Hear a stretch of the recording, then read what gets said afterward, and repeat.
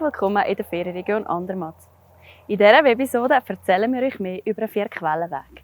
Eine beliebte mehrtägige Wanderung vorbei an den 4 grossen Quellen der Alpen.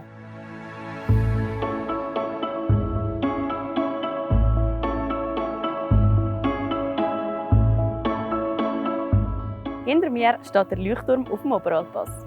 Auf den ersten Blick ein bisschen fehl am Platz, markiert er aber etwas ganz Wichtiges für die Region, nämlich das Quellgebiet vom Rhein.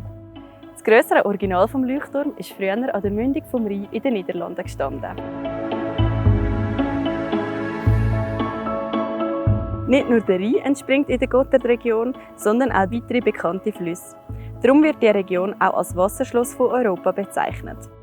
Diese Einzigartigkeit ist der Grund, warum der Vierquellenweg initiiert wurde.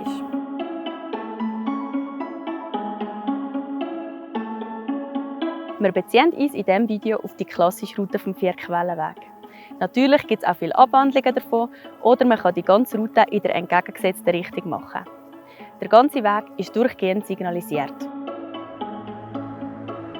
Der Vierquellenweg führt vom Oberalppass bis zum Furka Belvedere und ist in 5 Tagesetappen eingeteilt.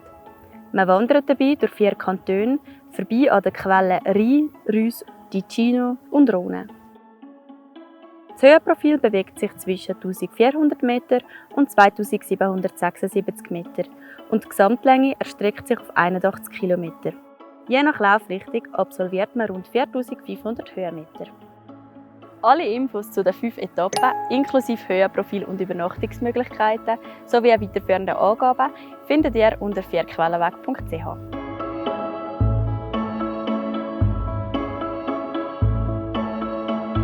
Im offiziellen Wanderführer zum Vierquellenweg gibt es zudem viele Hintergrundinfos, zum Beispiel zur lokalen Kultur oder Pflanzen- und Tierwelt. Kaufen kann man den online oder bei uns in der Touristinformation.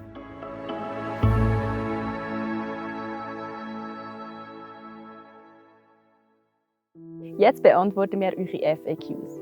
Die Fragen zum Vierquellenweg, die uns am meisten gestellt werden.